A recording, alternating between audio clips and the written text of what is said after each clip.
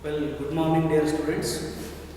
In last class, I have begun a traveler writing Japan and Brazil through a traveler's eye, which is written by George Mikesh. Today we continue the traveler writing Japan and Brazil through a traveler's eye. Traveler's eye.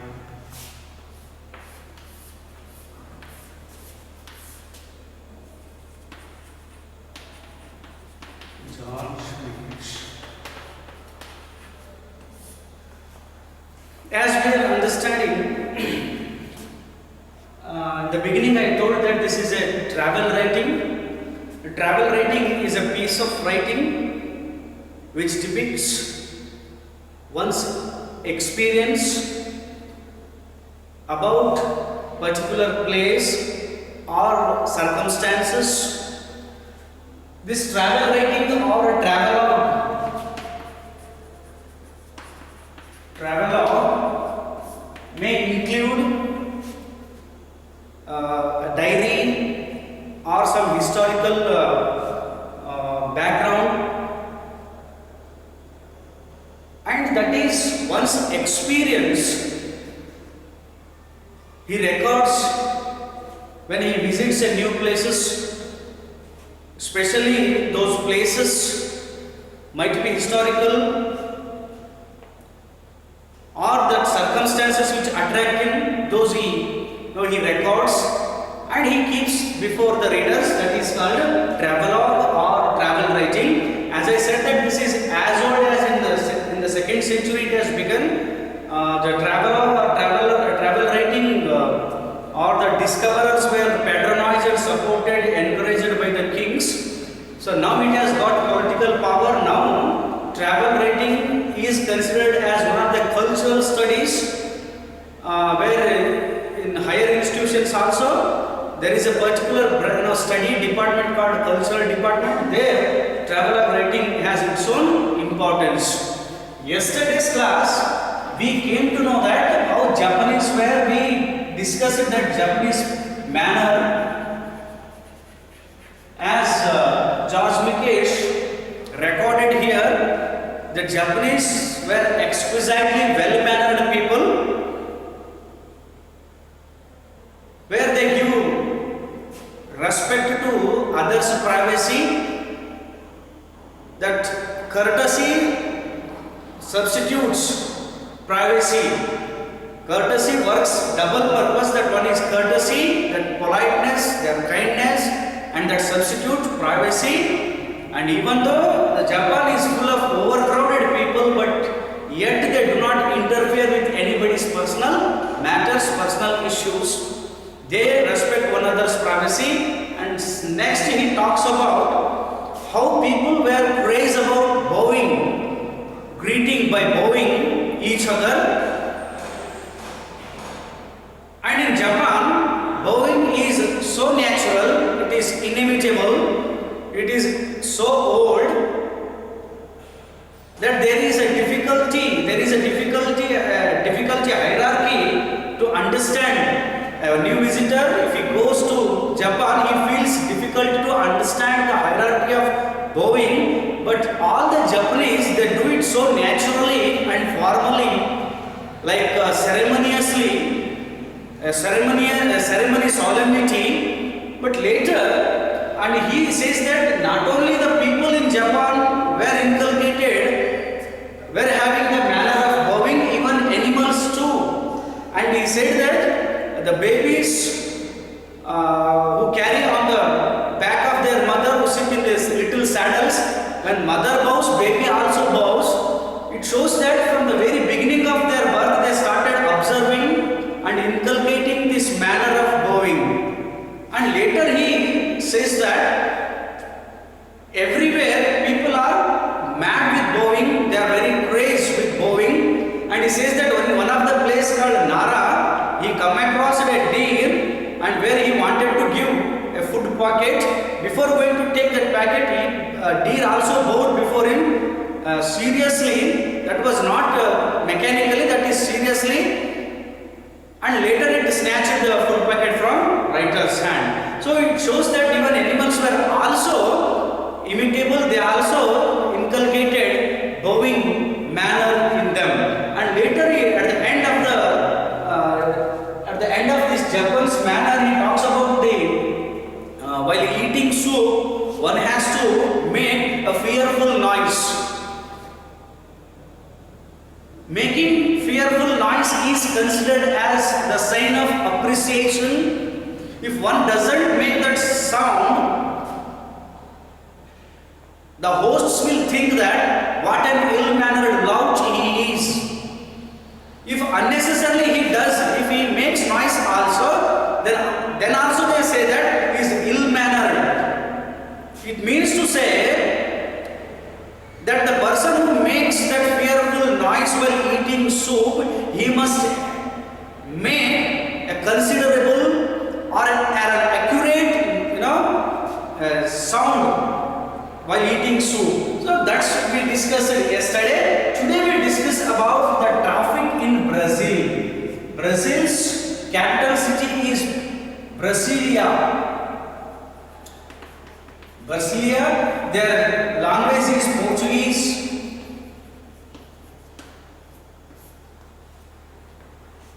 So Brazil is one of the South American country. Here writer he observed that the traffic in Brazil is really hazardous and murderous. In yesterday's class we came to know the manners of Japanese, but today on the other hand, contrary. So that is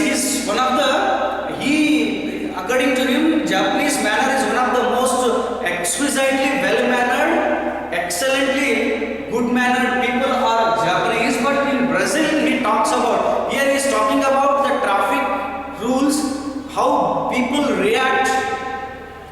So let us begin today what the traffic in Brazil, how the traffic in Brazil. Nobody hurries in Brazil.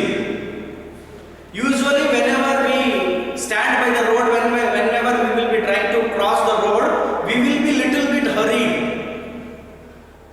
That we want to just cross the road immediately. But in Brazil, nobody hurries in Brazil.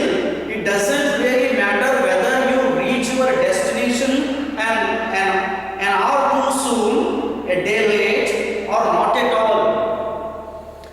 This makes really a surprise to us that one doesn't feel that whether he is going to reach his destination an hour soon or an hour late or not at all he reached, doesn't matter.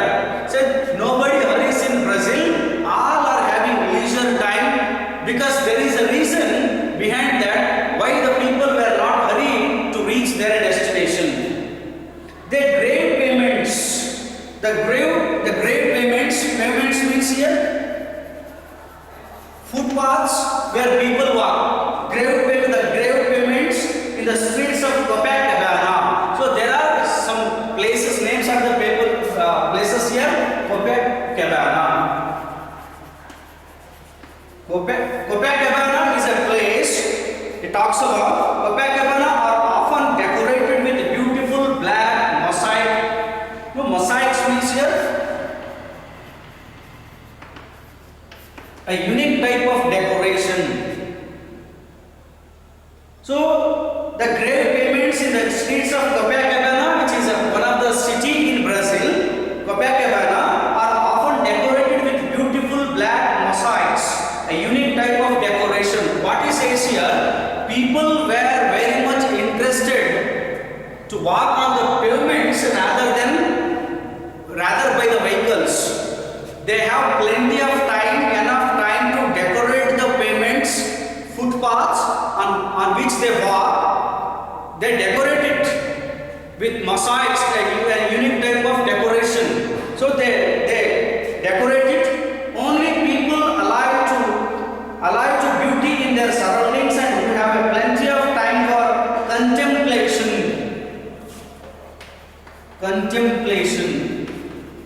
contemplation or contemplation means a deep thought, thinking long time, deep thought or deep reflective thoughts, deep reflective thought. So what George Michael is trying to tell us is, in Brazil, people have plenty of time for their contemplation, and they are living for their purpose of living is to make their surrounding beautiful. And he says that people alive to beauty in their surroundings and have plenty of time for contemplation during their meditative ambulatory exercises. You know, here ambulatory exercises means walking on the streets, a kind of exercise where walking,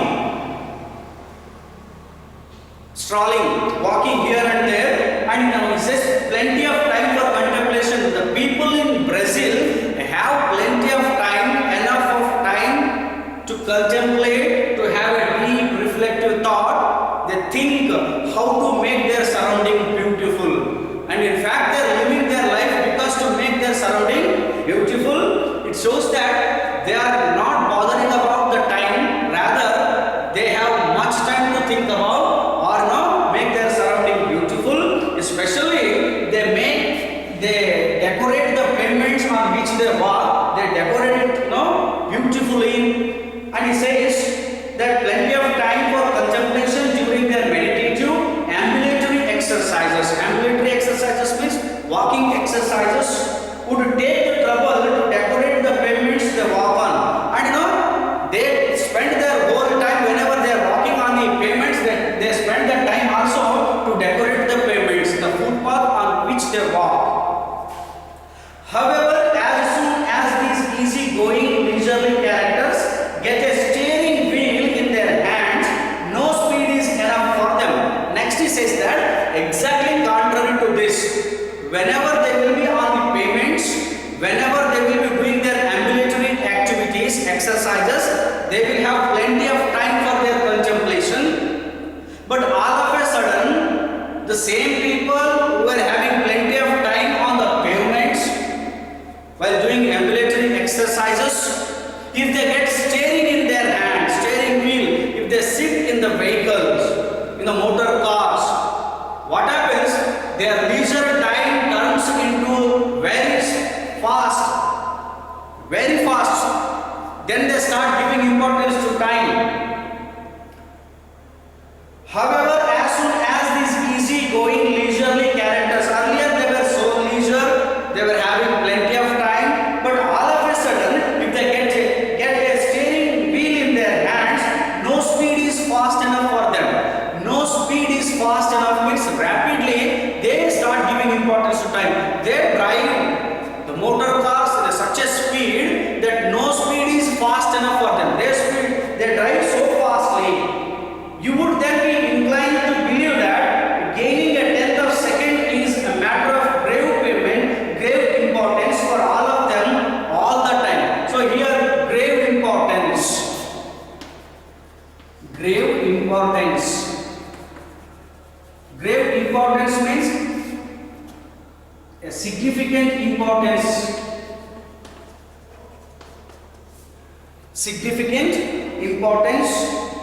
Or a serious importance.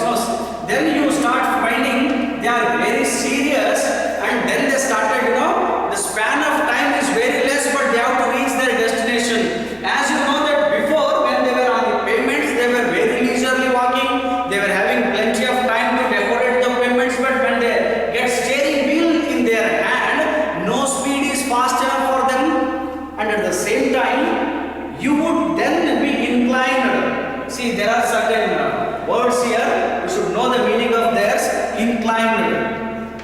Inclined means you are willing or wish to know. Inclined to believe that gaining a tenth of a second is matter of grave importance for all of them all the time. These people all of a sudden turned into so busy. So they the span of time is very important for them. Less time is also very important for them. Matter of grave payment for all of them all the time. Motor cars are extremely expensive in Brazil.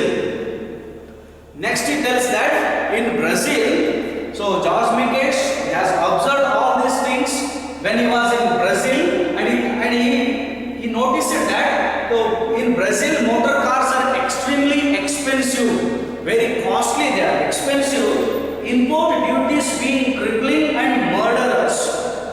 Crippling.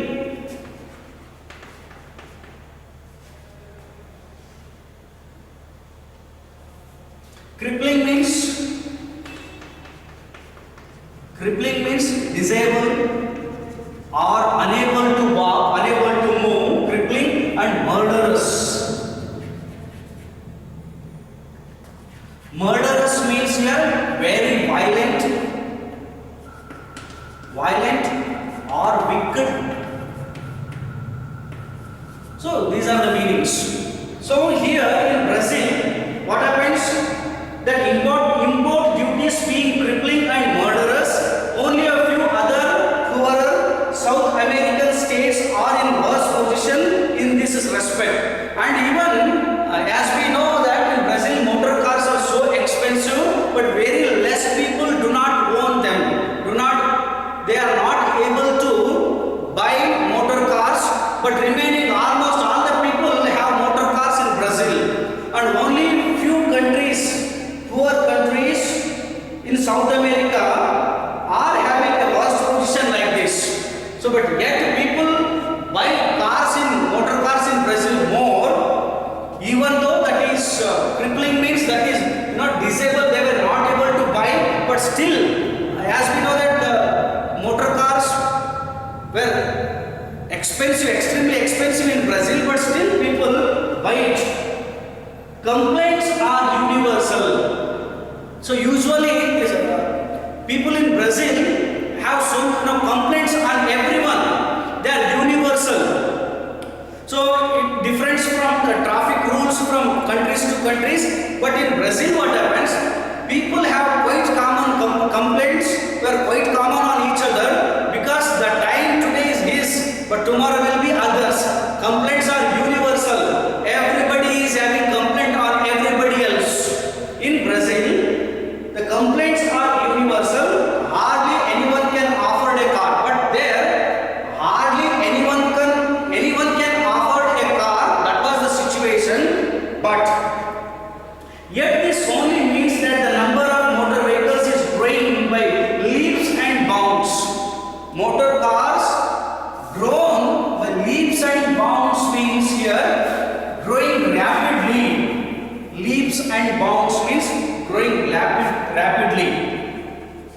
Leaps and bounds means growing rapidly. As we have seen that we are going to know that in Brazil motor cars are extremely expensive.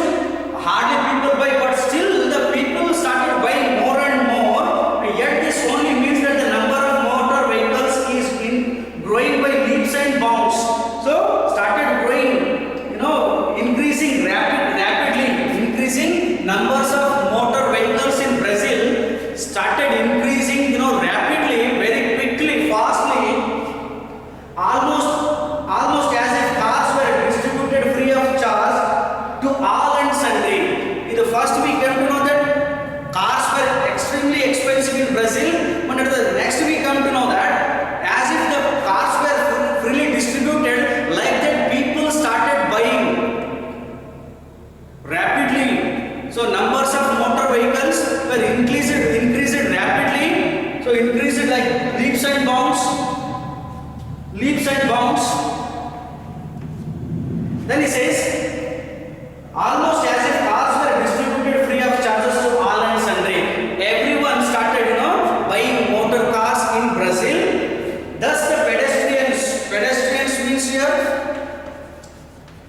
pedestrians means person who walks on, the person who walks on pavement rather than in vehicle. The person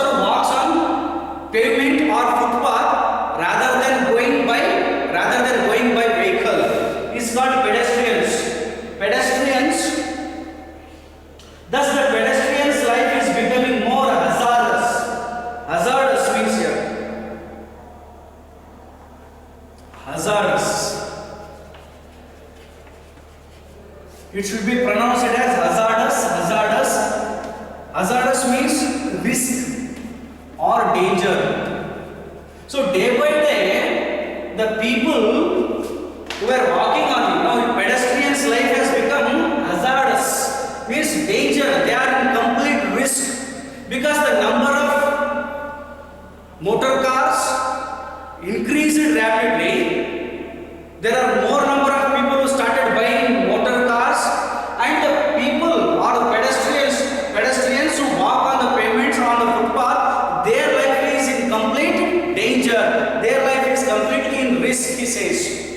Thus, the pedestrian's life is becoming more hazardous every day. So, day by day, whereas the number of vehicles started increasing, at the same time, the pedestrian's life has become more and more dangerous. They are in risk, he says. It is not that the drivers do not care about pedestrians.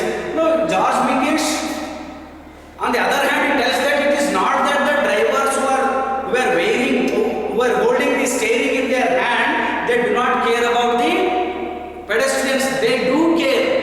It's not that they do not care. It's not that the driver do not care about pedestrians. The trouble is that they do care about them. They are in fact on the lookout for them. So again he says that it doesn't mean, George Mikesh tells that it doesn't mean that the drivers do not care about the pedestrians. In fact, they will be waiting for the pedestrians to come out of the pavements. In fact, they will be waiting for the pedestrians to come on the street. Then they start, playing a game with them. The trouble is that they do care about them. They are in fact on the lookout for them. As soon as a driver notices a pedestrian step off the pavement, he regards him as a fair game. So comically, what George Mikesh says here, that it doesn't mean that drivers were not at all aware of the pedestrians. Not at all aware. They were not at all.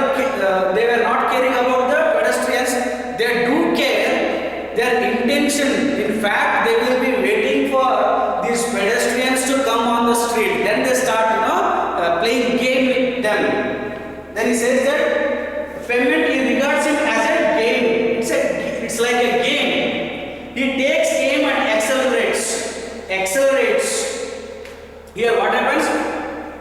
As soon as the driver notices the pedestrians on the street, when he steps off the pavement, he starts, pointing at him, or he starts it as a fair game, and he aims at him, and his intention is to scare him. His intention is to follow him. Then wherever the pedestrian walks on the streets, he does more accelerate, and he aims at him and he accelerates.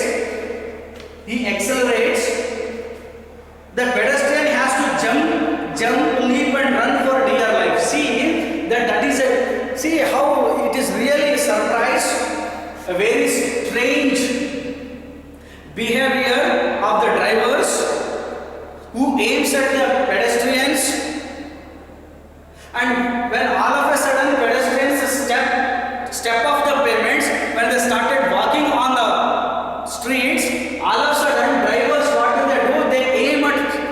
They aim at them and they accelerate more, and for when these pedestrians see that the motor car is coming towards them, by seeing that, what happens? These pedestrians has to jump.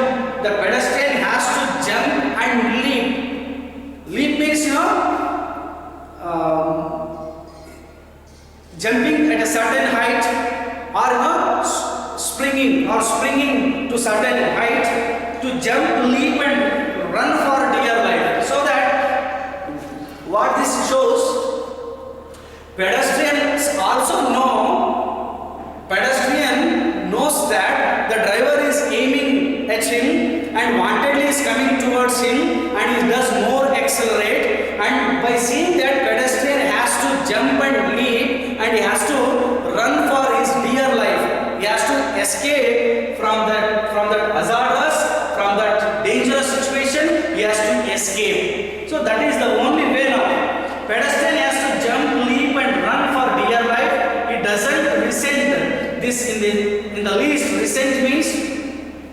He doesn't resent.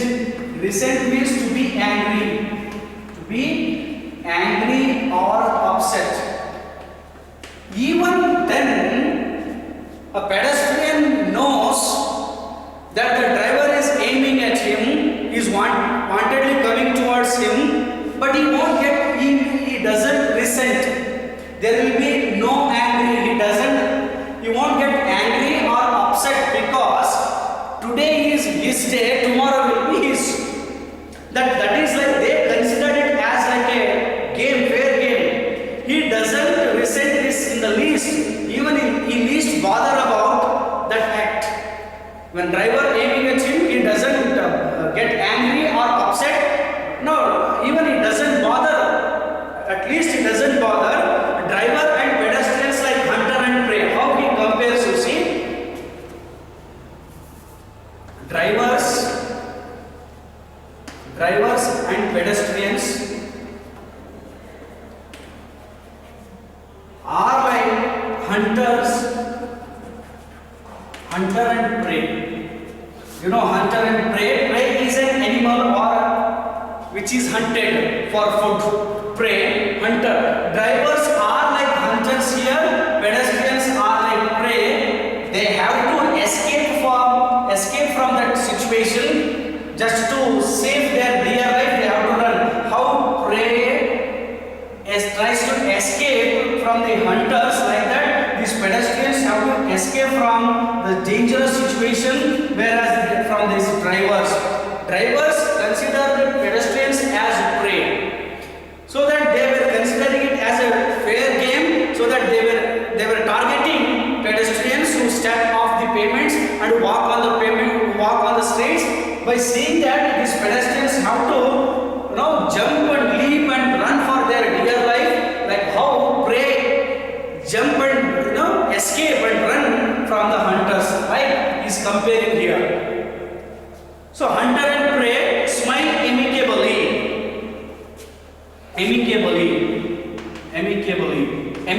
means here friendly or politely. What happens? See, this is one of the strange memory or experience George Mikesh had. First time we feel such kinds of this kind of situation in Brazil. I think it is like only in Brazil and not any other countries. Whereas even though drivers target the pedestrians, but still pedestrians don't get angry on them. Rather, he smiles at him in a friendly manner, amicably friends, in a politely, kindly, or in a friendly manner. He smiles at the driver. Smile amicably at each other. What happens? Drivers and pedestrians smile at each other amicably, friendly. And I win today, you will win tomorrow. Fair enough. See that what does it? Pedestrians also knew that today is his day, but tomorrow my day will be. Today might be he won, but tomorrow definitely I will win. So that is understood, that the pedestrian do not get angry on drivers, because that is he doesn't get angry on the driver, because driver knew or both knew that today is his day but tomorrow will be his day. It's fair enough. So they knew it. I win today, you will win tomorrow. So what comically, in a humorous way, George Mikesh tells, even though that is murderous, that is hazardous, that is really involves in such a risk, very danger, but still neither pedestrian gets angry nor driver. Both are understood there, and they smile at each other in a friendly manner by saying that today I win, tomorrow you will, and fair enough. So that both of them are they are having understanding. The war between drivers themselves is murderous but good tempered. Sometimes what happens, there will be a war between drivers themselves. In Brazil, there will be a war between murder themselves, but good tempered. Good tempered means they don't be angry, they don't be upset.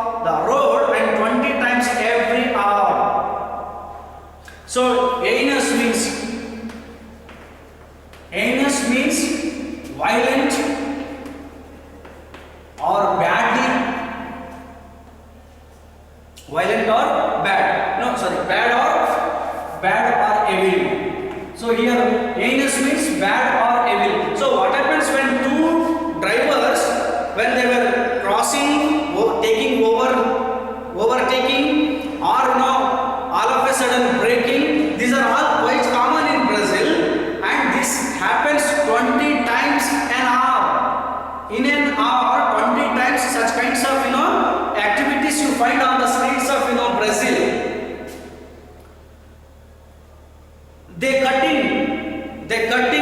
They overtake both sides, they force to brake violently and commit all the most heinous crimes, bad crimes they commit on the road, but yet nobody will be angry, no one will be upset there, and commit all the most heinous crimes of the road on 20 times every hour, but they smile at you. At the same time, there is no anger, no hostility. No anger, no hostility. There will be no hatredness. There will be no anger, there will be no hatredness, and no mad hooting. Hooting means crying loudly, shouting loudly, or making loud sound. See, George Minkesh recorded a very strange, he has a strange memory, or he witnessed strange, traffic in Brazil, that even though drivers do all kinds of dangerous activities on the road, they commit all kinds of heinous crimes on the road, but yet there will be no angry, there will be no hostility, there will be no mad hooting, no shouting. That is understood, that they consider it as a fair game. So they were, even though that is completely risk, but nobody will get angry, nobody will be that serious. So now, till then he talked about the traffic in Brazil, and next he tells that one of the place in Brazil, that is Avenida Presidente Vargas. Next he says that Avenida President Vargas, that is one of the place in Brazil.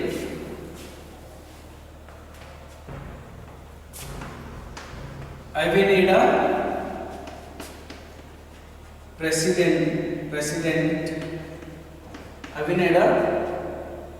Presidente Vargas. This is one of the most dangerous place in Brazil. The Avenida Presidente Vargas is the worst place of all. No, the Avenida Presidente Vargas is the worst place in Brazil. And now he tells what exactly happens on this place. At this place, Avenida Presidente Vargas is the worst place of all. You stand there trying to cross the road and contemplating the truly fascinating problem. Crossing from one road to another, from one end to another, it is really a problem, fascinating problem. So one will think, contemplating the person who is standing on the other end of the street, and to cross this street, it is really a fascinating problem, because this is the most worst place in Brazil. You stand there trying to cross the road and contemplating the truly fascinating problem. You feel that is really a trouble to cross from one end to another. How can crawling traffic proceed at such a terrifying speed? He tells that is one of the most terrifying speed in Brazil. In this place, the Avenida Presidente Vargas, it is not so easy to cross from one end to another. Cross road from one end to another, because that is the most worst traffic there. The traffic is terrifying, very dangerous traffic there. How can crawling traffic proceed at such terrifying speed as hour after hour passes without a ray of hope of an auspicious crossing? An auspicious crossing. Nobody will think that he will cross. No, he has to stand there hour after hour, may time pass, but the person standing on the other hand may not reach to his destination. He may not reach to other hand, because that is such a terrifying speed. Nobody, the traffic won't allow the person to cross from one end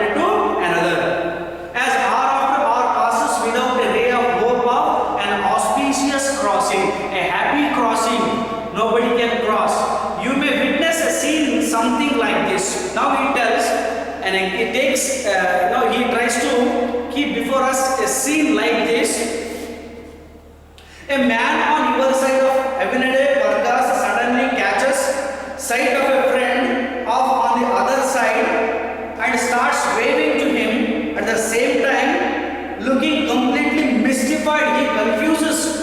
See that the man who is standing on the person who is on your side, both of you are standing on one side of the Avenue President Vargas. All of a sudden, the person notices his friend reached other side, and he completely mystified. He surprises to know, he confuses to know that how he reached there. How can earth did you get over there? I have been waiting here. He feels mystified, bewildered. He feels that he wonders that how did you? He says that how on earth did you get over there? He says that how you reached that side. I have been waiting here from hours after hours. Time is passing, but I am not able to reach there. How did you go there? He shouts across, trying to make himself heard above the traffic. And in the terrific traffic, he tries to shout. He loudly shouts and cries at him that how did you reach that side? Just to listen, to hear the voice of this person to him. It is the other fellow's turn to be surprised by this naive question. Naive question. Naive means innocent question. He considers the other person standing on the other side of the road considers that fellow is very innocent. That is an innocent question. He yells back. He yells back, or else back means shouting loudly or crying. With pain, shouting loudly. He yells back him that how I was born this side. He is also waiting the other side. He would not how I was born on this side. He himself is waiting to cross the road. He could not cross, but he is surprised to know that his friend has already crossed it. No, he is trying to cross from that end to this. How did you say that I crossed the road? I have been waiting to cross the road. That is his question. He felt that person doesn't know that he was feeling that he has crossed the road. No, he has been waiting to cross the road from that end to this, but he could not. So this is a scene. He tries to imagine. He asks us to imagine that this is the scene in Brazil. That is especially the place called the Avenida Presidente Vargas is the worst place. That the traffic is so terrifying, the very crawling speed that traffic do not allow pedestrians to cross from one end to another. So it is highly impossible. Even though time passes hours after hour, the person who is standing on the other hand, he will not have hope of crossing auspiciously. He may not cross from one end to another end. So this is George Mikesh recorded this another experience of traffic in Brazil, that he himself felt surprised, and he recorded that really traffic in Brazil is worst, that is most hazardous, and that is murderous. And he says that the people who are having plenty of time when they were on the pavements, who live their life just to decorate the pavements on which they walk, and all of a sudden, if they hold steering in their hand, their leisureness, their leisure time, the time which they have enough now, no speed will be fast enough for them. Gaining a tenth of a second is matter to them, and then they start playing with the pedestrians. So this is another experience George Mikesh keeps before us to understand, and that is his own experience about Japan and Brazil through a traveler's eye. This is a kind of traveler writing, a piece of literature, whereas George Mikesh kept two different context experiences. One is the mannerism of the Japan, and another one is Japanese mannerism and traffic in Brazil. This chapter is 11th, and